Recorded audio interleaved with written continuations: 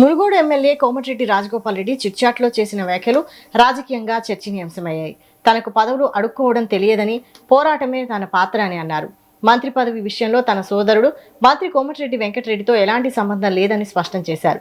తామిద్దరం అన్నదమ్ములైనా కుటుంబాలు వేరని పేర్కొన్నారు. బీఆర్ఎస్ నుంచి కాంగ్రెస్లోకి వచ్చిన కొందరు ఎమ్మెల్యేలు ఒరిజినల్ కాంగ్రెస్ కార్యకర్తలను వేధిస్తున్నారని ఆరోపించారు. నకరేకల్, తుంగతుర్తి వంటి నియోజకవర్గాల్లో కాంగ్రెస్ కు సంబంధం లేని వారికి టికెట్లు ఇచ్చిన పార్టీ కార్యకర్తలు సొంత డబ్బులు ఖర్చు చేసి గెలిపించారని అన్నారు.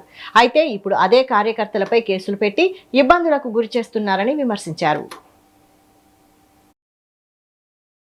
మేము 119 నియోజకవర్గాలు ఉన్నాయి. ఎక్కడైతే బలహీనంగా ఉందో కాంగ్రెస్ పార్టీ, కొన్ని నియోజకవర్గాల్లో నాయకత్వ లోపం వల్ల బలహీనం ఉన్న దగ్గర బలమైన నాయకులు కానీ, మంచి నాయకులు కానీ, ప్రజల మధ్య ఉండే కాంగ్రెస్ పార్టీ రాహుల్ గాంధీ గారి నాయకత్వంలో పనిచేస్తామని వస్తే అందరినీ అవమానిస్తాం, తీసుకుంటాం. కానీ వాళ్ళని నెత్తిన పెట్టుకొని మా నిజమైన కాంగ్రెస్ పార్టీ కార్యకర్తలకు అన్యాయం చేయలేదు. అవసరం ఉంది కదా అని చెప్పేసి వాళ్ళని వాడుకొని కేసీఆర్ ఎట్లయితే 12 మంది ఎమ్మెల్యేలు తీసుకుండు మా కాంగ్రెస్ పార్టీ, అక్కడ ఓడిపోయిన ఎమ్మెల్యేలను నిర్లక్ష్యం చేస్తే వాళ్ళు ఇప్పుడు ఎంత అసంతృప్తితోటి రగిలిపోయి ఈ రోజు కాంగ్రెస్ పార్టీలో జాయిన్ అయ్యారు. జూపల్లి కృష్ణారావు కావచ్చు, వేముల వీరేశం కావచ్చు, తుమ్మల నాగేశ్వరరావు కావచ్చు, ఓడిపోయినంత మాత్రాన, బలహీనులైనంత మాత్రాన అవమానించడం ఈ కాంగ్రెస్ పార్టీలో ఉండదు.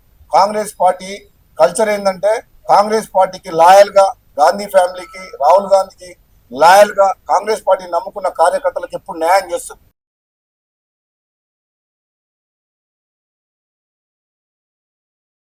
మేము 119 నియోజకవర్గాలు ఉన్నాయి. ఎక్కడైతే బలహీనంగా ఉందో